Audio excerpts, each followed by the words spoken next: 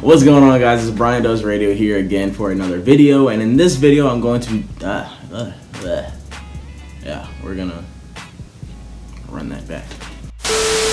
What is up, guys? It is Brian Does Radio here again for another video, and in this video I'm going to be discussing leadership. In this video I'm just going to be basically talking about some great leadership tips, what it means to be a great leader, and how you can work on your leadership skills. So you're going to be hearing some testimonials from my personal experiences and just some things I've researched and some things I've asked other people about what they feel a great leader is and what they think a great leader should look like. So without any further ado, we're going to dive right into today's video about leadership. Take one.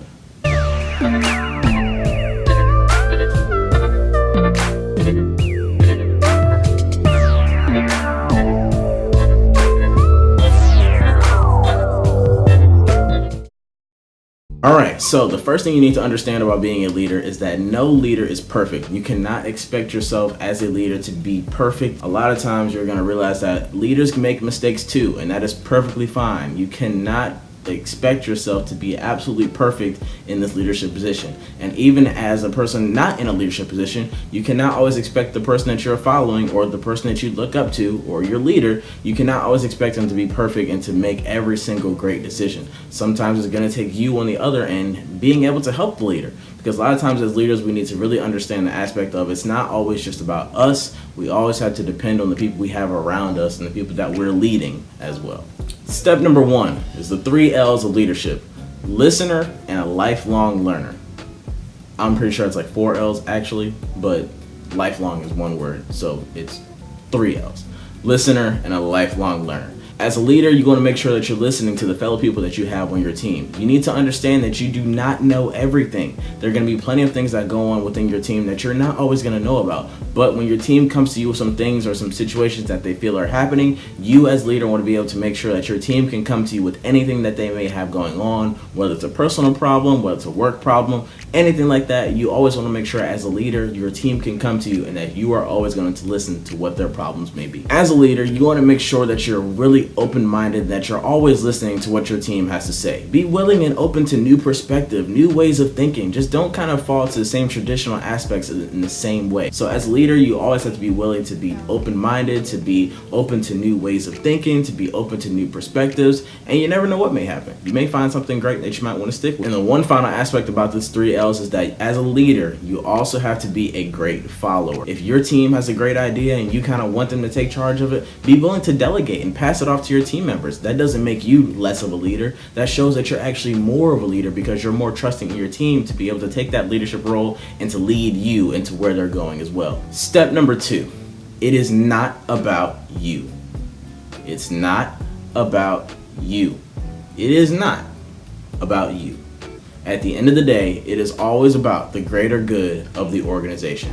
You cannot focus the goals of an organization based off of what you feel is going to look best for you. At the end of the day, you always have to be willing to make the decisions that are going to be for the greater good of the entire outlook of the organization. So, in saying that, to grow an organization, you always have to be willing as a leader to not put your team members through anything that you wouldn't do yourself. A lot of times we may hear that we may have our leaders who ask us to do everything in the third, but they would never put themselves in that situation. And a lot of times that makes the people on the team not respect their leaders as much. So as a leader, you always want to be willing to let your team members know that anything you have them do, you would be willing to do the exact same. All right, step number 3, character and reputation. Sure, we kind of mix these up a lot because they are very similar, but I'm going to explain them verbatim so that you guys can understand how they are separate and why both of them play such key factors into our leadership roles. So, character, the mental and moral qualities distinctive to an individual, meaning your inner qualities and your morality and your integrity. Now, your reputation is the beliefs or opinions that are generally held about someone or something. John Wooten from UCLA has a great quote. It says, be more concerned with your character than your reputation, because your character is what you really are, while your reputation is merely what others think of you. At the end of the day, it's always important to be who you are. Don't always worry about what society and other people project on you to be. At the end of the day, you need to be who you are. Your character is who you are. Don't let anyone else try to change that from the outside in. Social media. This plays the biggest factor into our character and our reputation. A lot of times our reputation is built off of social media. People are gonna talk as much as they can based off social media and saying, oh, so-and-so was doing this on Instagram last night, so-and-so was doing this, that, and the third. And that's where our reputation builds up based off how we're talking on social media, what we post, what we like, what we do.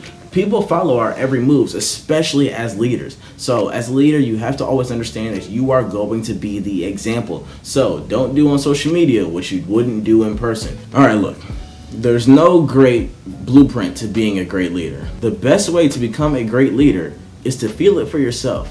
You'll have a lot of great experiences, you'll make a lot of mistakes, and you'll hear a lot of advice segments, and you'll just do so many great things that translate into your leadership style. No one leadership style is great for every single organization. A lot of times the best way to find your leadership style is to just go for it, feel for it, get these experiences on your own, and trust what your leadership style is going to be. Be yourself, be your own individual, be your own leader, and at the end of the day, you are the example. Enjoy being a leader, because there are plenty of people around the globe who would love to be in the position where you are. So enjoy it. Do not take it for granted, because it can be here today and gone tomorrow. As always, no complaining, just gaining. I hope this video has helped you guys with some of the leadership styles that you may have, or just some leadership experiences that you may be going through, or it may help you as a team member show your leader what you may feel that they may need to work on. Until next time.